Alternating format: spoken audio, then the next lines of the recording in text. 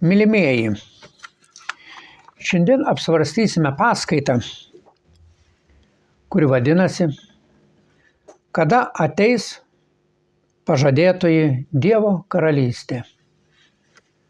Kada ateis pažadėtoji Dievo karalystė.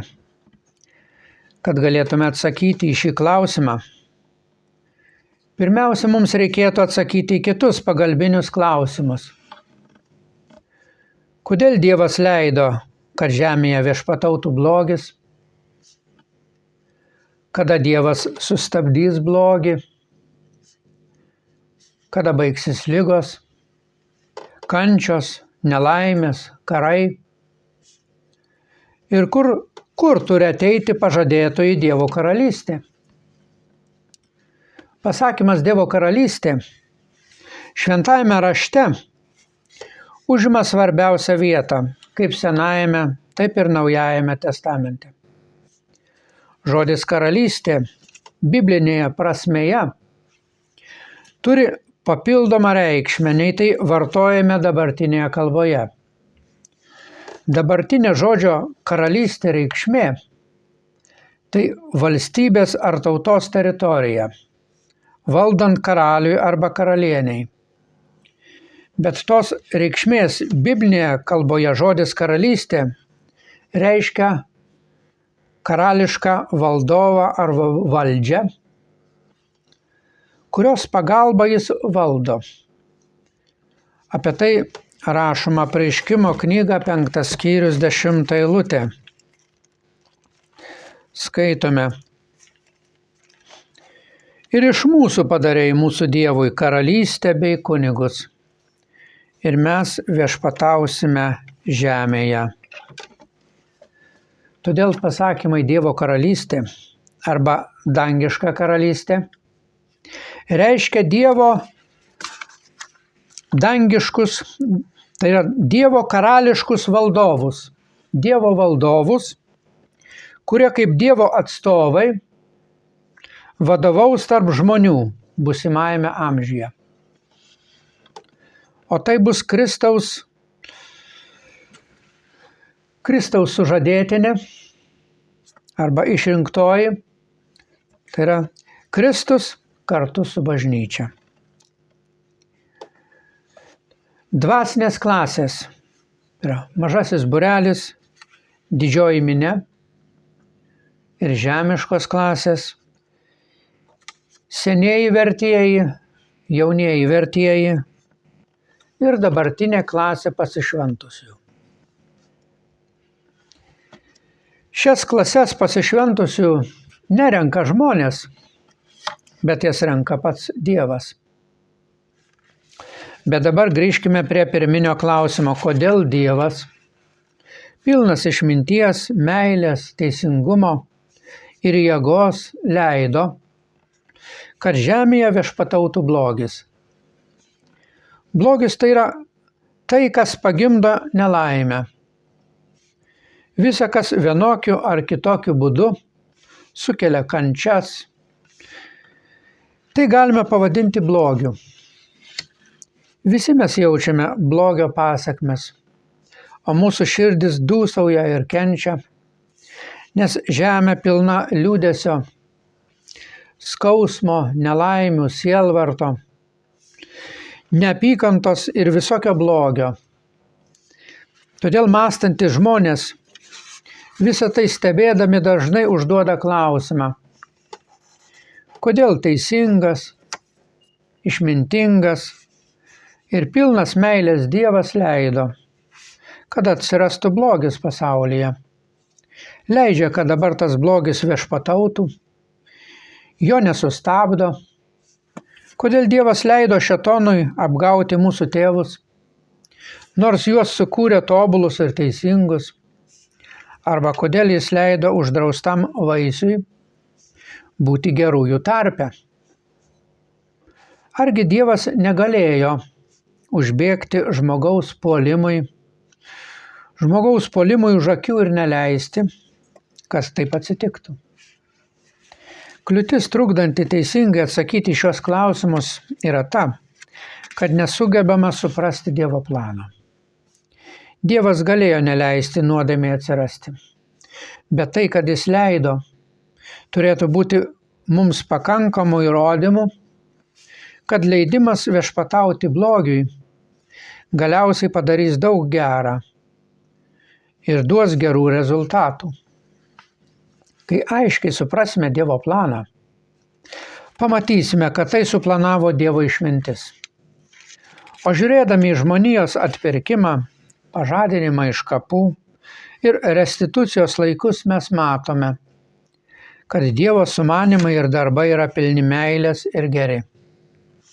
Kai kurie klausia, argi Dievas, kuriam viskas yra įmanoma, negalėjo laiku įsikišti ir neleisti šėtonui savo tikslo pasiekti?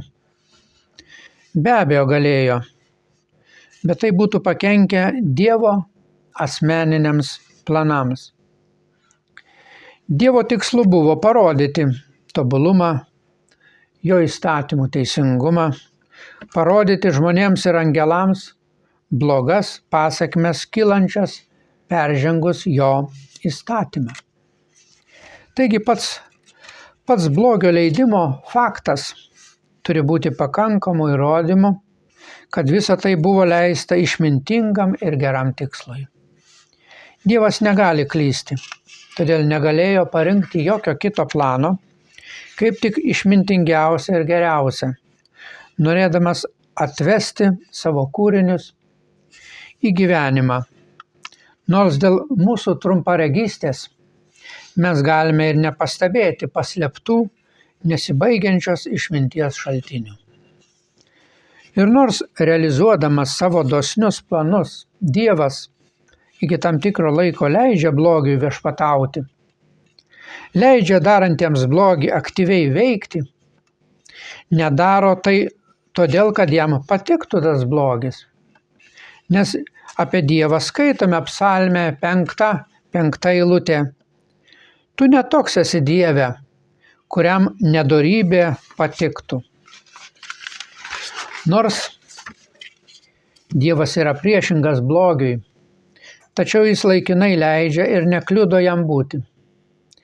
Nes jo išmintis numatė planą, kaip išgelbėti žmoniją, o tuo pačiu duoti reikalingą pamoką savo kūriniams, parodant nepaklusnumo ir blogio pasekmes. Kai Dievas nurodė Mozei išvesti Izraelį iš Egipto, liepė parodyti ženklą izraelitams.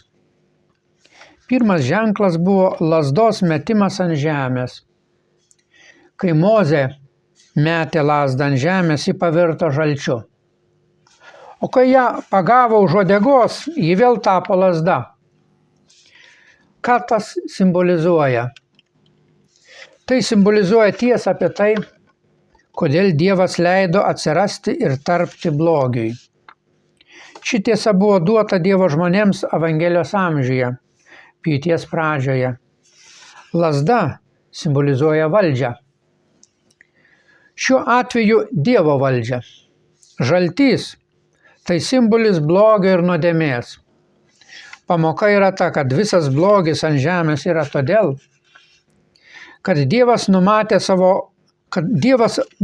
savo valdžios lazdą. Turime taip pat suprasti, kad Dievas numato, planuoja ir pažadėjo vėl atgal paimti savo valdžią, kuri laikinai numesta jau daugiau kaip 6000 metų. Atstatyti savo valdžią, tikintieji klausia ir vis klausia, kodėl mus mylintis Dievas leidžia viešpatauti blogiui? Kodėl mylintis Dievas leidžia įvykti baisioms tragedijoms, nelaimėms, žemės drebėjimams? Kodėl leidžia įvykti karams, terorizmui? Leidžia, kad plistų epidemijos ir ligos? Dievas buvo kaltinamas ir yra dabar kaltinamas už visą blogį pasaulyje. Asmeniniai išbandymai su baisia blogio prigimtimi ir pasekmėmis padarys taip, jog žmonija blogio ir nelaimių turės užtektinai per akis. Kai vėliau Dievo karalystės ant žemės metu, kaip priešingybę blogiui žmonės patirs gėrį, jie parodys didelę meilę ir troškimą teisingumo vietoj blogio. O tai bus todėl, kad asmeniškai bus patyrę blogį ir gėrį. Daugiausia naudos dėl leisto blogio turėjo Kristaus bažnyčia, kuri ištikimai ir iki mirties buvo ištikima Kristui. Todėl buvo apdovanota dvasiniu gyvenimu su Kristumi danguje, ne žemėje, bet danguje. Mes dabar pasišventę jau priklausome žemiškai Abraomo sėklai, jeigu liksime ištikimi. Ir mūsų apdovanojimus bus ant žemės, žemėje. Kad galėtų būti įsteigta Dievo karalystė ant žemės, Viešpats Jėzus Kristus turėjo ateiti antrą kartą ir kartu prikelti bažnyčią, nugriauti netiesos, melo, savanaudiškumo karalystę, valdomą priešininko šėtono, ir įsteigti teisingumo ir tiesos karalystę, kurie viešpataus Dievo meilė. Mūsų viešpaties antrasis atėjimas susideda iš 7 pagrindinių tikslų. Pirma, tai yra surinkimas ir išlaisvinimas mažojo būrelio. Antra, apvalymas ir išlaisvinimas didžiosios minios. Trečia, išrinkimas jaunųjų vertųjų ir dabartinės klasės pasišventusiųjų. Ketvirta, nuvertimas šėtono karalystės. Penkta, Dievo karalystės įsteigimas ant žemės. Šešta, restitucijos galimybių suteikimas. Tai yra suteikimas galimybės visiems žmonėms pažinti viešpatį ir sugrįžti prie žemiško tobulumo, kokį turėjo Adomas. Ir septinta, amžino gyvenimo suteikimas visiems, kurie pasieks žemišką tobulumą ir širdimi paklus Dievo įstatymams, ir nubaudimas mirtimi tų, kurie atsisakys paklusti Dievo įstatymams. Dievas numatė savo plane išgelbėti 7 klases. Apie tai rašoma Joelio 2 skyrius 28-29 eilutės. Taigi ten yra pranašystė, simbolinė kalba. Ten kalbama pirma apie sūnus. Sūnus tai dabartinė klasė pasišventusiųjų. Toliau ten kalbama apie dukteris. Tai restitucinė klasė. Tai žmonės, kurie taps Dievo žmonėmis ateityje, Dievo karalystės metu. Trečia, tai senieji. Tai nurodo į senuosius vertuosius, kaip Abraomas, Izaokas, Jokūbas ir kiti iki Jėzaus. Ketvirta, ten kalbama apie jaunuolius. Jaunuoliai tai jaunieji vertieji. Tai yra klasė po Kristaus bažnyčios išrinkimo. Tai yra, kai jau dvasinė klasė išrinkta. Penkta, ten kalbama apie vergus. Vergai tai Kristaus bažnyčia, Kristaus nuotaka, jaunoji arba mažasis būrelis. Šešta, vergės, tai didžioji minia, taip pat dvasinė klasė. Ir septinta, nepaminėta ten, tai išgelbėta klasė, tai atgailaujantis angelai. Tai yra tie angelai, kurie atgailaus. Toliau kitas klausimas, kokiu būdu sugrįš mūsų viešpats, kokiu būdu turi sugrįžti mūsų viešpats. Mūsų viešpatį dangiškasis tėvas prikėlė kaip nematomą dvasinę būtybę. Iškėlė iki garbės, šlovės, nemirtingumo. Todėl niekada nebesugrįš kaip žmogus, kaip buvo pirmajame atėjime. Nors daugelis tikinčiųjų būtent tokio laukia, kad sugrįžtų kaip žmogus ant debesies. Kai kas galėtų paklausti, o kada turi sugrįžti mūsų viešpats? Skaitome Danieliaus 2 skyrius 44 eilutė. Tų karalių dienomis dangaus Dievas įsteigs karalystę, kuri niekada nebus sunaikinta, kuri netiteks jokiai kitai tautai. Jis sunaikins ir sudaužys visas karalystės, pati pasiliks per amžius. Taigi tų karalių dienomis. Taigi šių karalių dienomis. Mes dabar gyvename tose dienose, kai jau viešpats karaliauja su savo išrinktąja bažnyčia. Taigi Kristus nematomas ir Kristaus bažnyčia yra nematoma dvasinė klasė. Jie yra nematomi karalystės atstovai. O kokie yra antrojo viešpaties atėjimo etapai? Kai Biblijos citatose skaitome apie viešpaties antrąją atėjimą, mes randame, kad vertėjai versdami šias citatas iš graikų kalbos į kitas panaudojo tik vieną žodį atėjimas. Graikų kalboje Naujajame testamente panaudoti net 3 žodžiai – parauzija, epifanija ir bazilėja. Parauzija reiškia, kad viešpats yra čia tarp mūsų, nematomas. Antra, epifanija tai yra atidengimas, parodimas daiktų, asmenų ir dalykų. O trečia, bazilėja tai karaliavimas garbėje. Dabar mes jau gyvename antrame etape epifanijoje. O dabar kokie yra tie ženklai, pagal kuriuos galime pastebėti, kad viešpats jau yra atėjęs antrą kartą ir atlieka tą darbą. Paimkime dabar pirmiausia pasaulietinius ženklus. Pasaulietiniai ženklai yra tokie: blogio demaskavimas visose gyvenimo sferose – valstybėje, finansuose, biznio reikaluose, teismuose ir kitur. Antras ženklas – keliavimo didėjimas. Mums tai dabar atrodo kaip savaime suprantamas dalykas. Tačiau dar visai neseniai, prieš 100 metų, pagrindinė transporto priemonė buvo arklys. Trečia, žinių augimas medicinoje, pramonėje, buityje. Visai neseniai, prieš 30-40 metų, nebuvo nei interneto, nei mobilių telefonų. Žinios auga taip greitai, kad mobilus telefonas pagamintas prieš 3-4 metus jau išmetamas ir perkamas naujas. Ketvirtas ženklas – tai dideli kataklizmai, kurie per paskutinius 100 metų yra patys didžiausi žmonijos istorijoje. Tai žemės drebėjimai, uraganai, tornadai, potviniai, epidemijos, gaisrai, karai, revoliucijos. Penktas ženklas – tai Izraelio apakimo nuėmimas ir Dievo malonės sugrįžimas Izraelio tautai. Apie tai rašoma romiečiams. Skaitome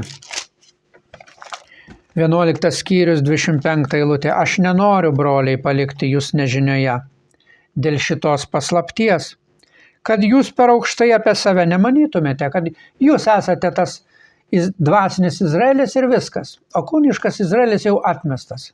Tai čia apaštalas sako, kad jūs per gerai apie save taip nemanytumėte.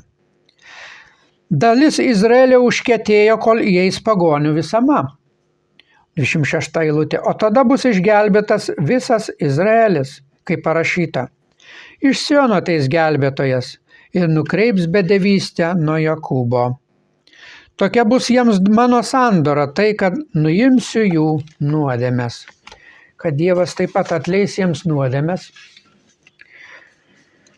Taigi nuo 1878 metų, kai jau buvo išverstas į Naujas testamentas į hebrajų kalbą žydų tautoje. Toliau 6 ženklas, parodantis, kad viešpats jau sugrįžęs, tai kad po 1800 metų, po tiek laiko žydų tautos išmetimo po visas pasaulio tautas, išvarimo, nuo 1878 metų po Berlyno kongreso žydų tauta vėl galėjo sugrįžti į Palestiną. O po 70 metų kitas svarbus įvykis 1948 metai įkūrima Izraelio valstybė. O dar šiuolaikiniais laikais, jeigu dar paimsime 70 metų, pridėsime prie 48, 2018, Izraelio valstybės sostinė Jeruzalė pripažinta kaip sostinė.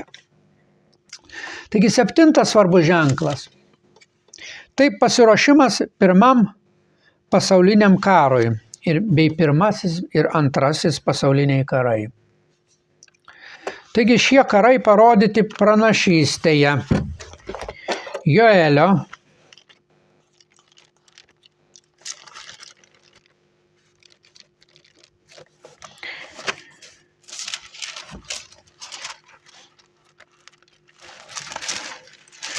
Joelio pranašystė,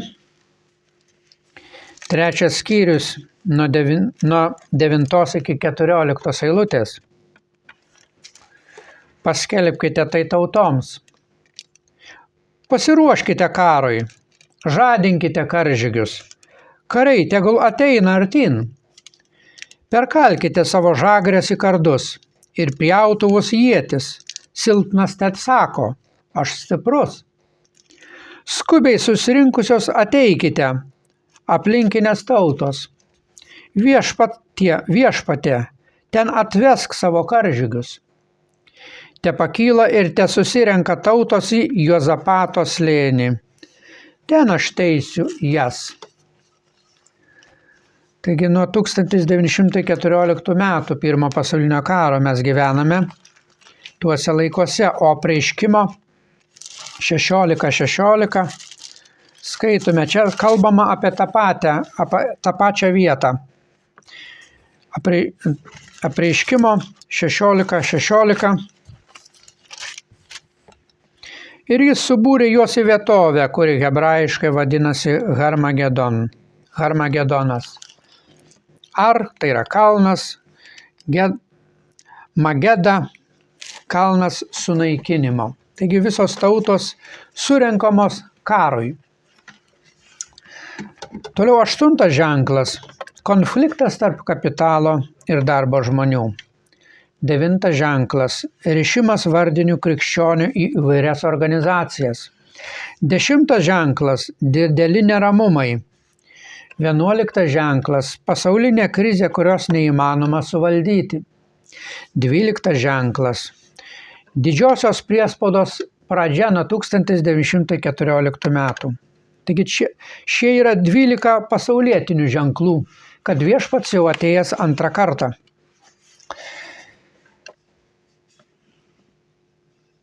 Dabar pateiksime 14 religinių ženklų, kurios nurodo Biblija. Tai yra 1. Skelbimas Evangelijos apie Dievo karalystę. 2. Netikėjimas ir klaidinga religija. 3. Visuotinis neteisingumas. 4. Šaipimasis iš viešpaties atėjimo antrą kartą. 5. Didysis atpuolimas nuo tiesos. 6. Klaidingi Kristus ir klaidingi pranašai. 7. Bažnyčių federacijos. Bažnyčios jungiasi į įvairias federacijas, įvairius judėjimus. 8. Dievo karalystės laukimas. 9. Tiesos išaiškinimas. 10. Evangelijos amžiaus pjūtis. 11. Pasišventusių apvalymas ir išbandymai, kuriuos patiriame. 12. Apreiškimas ir parodymas neištikimų krikščionių. 13. Pranašo Elijo atėjimas prieš ateinant didžiajai priespaudos dienai. Tai yra Kristaus bažnyčios narių išbandymas. Tai ir jų bandymas atversti pasaulį. O kadangi ši misija nepasisekė, atėjo didysis priespaudos laikas nuo 1914 metų. Ir 14 religinis ženklas. Tai, kad prieš antrąjį viešpaties atėjimą turėjo iškilti ir gauti valdžios, būti parodytas, o vėliau ir sunaikintas didysis antikristas, kuris karaliavo pasauliniu mastu 1000 metų, nuo 539 metų iki 1799. taip pamėgdžiodamas tūkstantmetinę Kristaus karalystę. Šis antikristas turėjo savo pradžią apaštalų laikuose ir turės pabaigą antro viešpaties atėjimo metu. Taigi Jėzus apie tai taip pat pasakė, Mato 24:15. Kas tai skaito, tai išmano. Taigi šie 26 ženklai aiškiai parodo tiems, kurie budi, kad mūsų viešpats sugrįžo savo jau antrajame atėjime, kaip nematoma būtybė, kartu su Kristaus bažnyčia, mažuoju būreliu, ir atlieka šėtono karalystės naikinimo darbą. Kad jo sugrįžimas yra uoli viltis visų tikrų krikščionių nuo Evangelijos amžiaus pradžios. Žinojimas to, kad jis jau yra atėjęs savo antrame atėjime, turi pripildyti mūsų širdis džiaugsmu. Tai turi mus paskatinti dar uoliau tyrinėti Dievo žodį, kad galėtume pažinti jo gilesnes tiesas. Tai turi paskatinti mus gyventi dar arčiau viešpaties, kad būtume surasti jame be dėmės ir kaltės. Nes tik tie garbina Dievą ir atneša naudą savo ir kitiems, kurie panaudoja žinias apie antrą Kristaus atėjimą. Ir jei per Jėzų Kristų ieškosime Dievo pagalbos, jis mums padės visą tai atlikti. Taigi jau labai greitų laikų, šių karalysčių dienose, kaip rašo Danieliaus 2:44, Dievas įsteigs karalystę, kuri niekada nebus sunaikinta. Jis sunaikins, sudaužys visas šias neteisingas karalystės, o pati pasiliks per amžius. Visi žmonės bus pažadinti iš kapų, bus mokomi tiesos ir teisingumo. Ir taip sako pranašas Izaijas, 29 skyrius, skaitome Izaijo, 29 skyrius, 18, 19 ir 24 eilutės. Ta diena kurtieji išgirs knygos žodžius ir aklųjų akis praregės. Taigi, tie, kurie dabartiniu metu dvasiškai akli, jie ateityje praregės. 19 eilutė. Romieji dar labiau džiaugsis viešpačiu ir beturčiai Izraelio šventuoju. 24. Kurie klydo dvasioje, susipras. Kurie buvo nepatenkinti, priims pamokymą. Taigi, kurie dabar klysta dvasioje ir nesupranta tiesos, tuomet supras. Taigi visi, kurie dabar toli nuo viešpaties, klysta dvasioje, yra nepatenkinti, tuomet priims mokymą, nes viešpats valdys geležinę lazdą, o žemė bus taip pilna viešpatės šlovės pažinimo, kaip kad vanduo uždengia jūrą. Ir sako tai pranašas Habakukas 2:14. Paskaitysime dabar fragmentą iš Izaijo pranašystės, Izaijo 11 skyrius nuo 6-10 eilutės.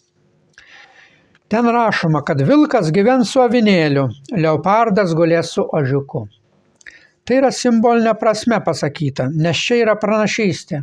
Ir tai reiškia, kad tokie žmonės, kurie šiame gyvenime turėjo vilko charakterio būdą, taps panašus į avinėlius ir gyvens ramybėje su tais, kurie turės avinėlio charakterio būdą. Su nuolankiaisiais. Laukiniai leopardai dabartinių laikų tai tie, kurie naikina ir jėga atima kitų teises. Jie taps tokie ramūs ir paklusnus, kad gyvens ramybėje net su pačiais silpniausiais, čia parodytais ožiuku.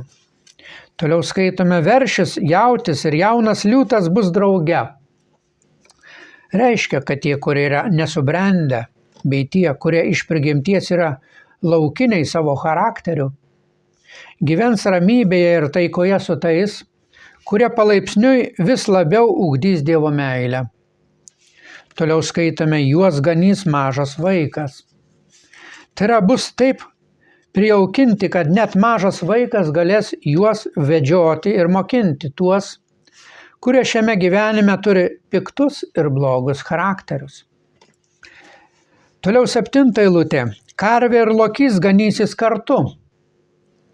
Tai reiškia, kad tie, kurie kurie paduoda Dievo žodžio pieną ir tie, kurie ieško grobio pas kitus, ganysis tuomet kartu. Jų jaunuoliai guls drauge. Tai reiškia, kad tarp jų nebus jokios opozicijos, kovos ir konfliktų.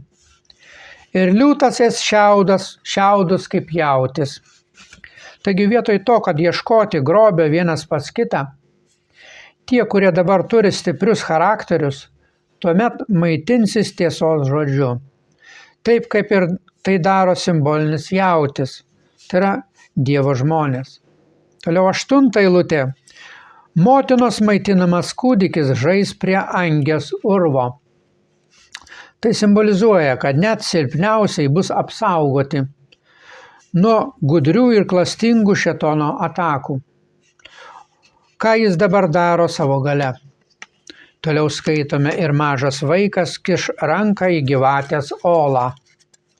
Tai reiškia, kad net labai silpnas savo charakterių žmogus, kaip tas mažas ką tik atitrauktas nuo krūtų ir mažas tas vaikas atitrauktas nuo krūtų ir kuris dar nebuvo pakankamai stiprus, bus saugus, net ir tokioje sferoje, kur šėtonas anksčiau panaudodavo savo gudrias ir apgaulingas intrigas ir machinacijas. Ir 9 eilutė. Niekas nekenks ir nežudys mano šventajame kalne, tai yra Dievo karalystėje. Nebus toleruojama nieko kenksmingo nei destruktyvaus. Kaip vanduo pripildo jūrą, taip žemė bus pilna viešpaties pažinimo. Tai reiškia, kad visa visuomenė bus tiek pilna tiesos, kiek gili yra jūra ir aukštas dangus. Skaitome toliau Izaijo 2 skyrius 2 eilutė.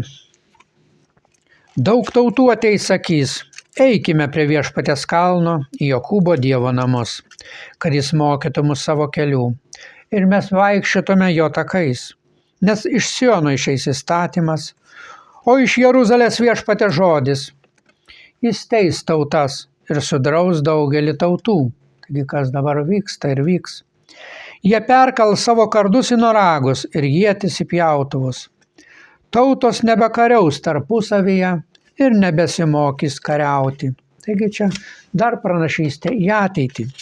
Taigi dabartiniu metu matome, kad tautos ruošia savo kardus ir ietis, ruošia ginklus kariavimui. O pranašystėje sakoma, kad ateis toks laikas po priespaudos, kai tautos nebekariaus ir nebesimokys kariauti. O dabartiniu metu matome, kad mokosi kariauti. Taigi Dievas per paliktą savo žodį mums sako, kad visas blogis ant žemės, nuodėmės ir mirties nelaisvė, niekšiškumas, veidmainystė, apgaulė, kuriam vergauja visa žmonija, yra todėl, kad Dievas numetė savo valdžios lazdą. Bet tik laikinai. Dievas numatė blogį savo plane ir panaudos taip, kad galiausiai tai duos pamoką visai žmonijai.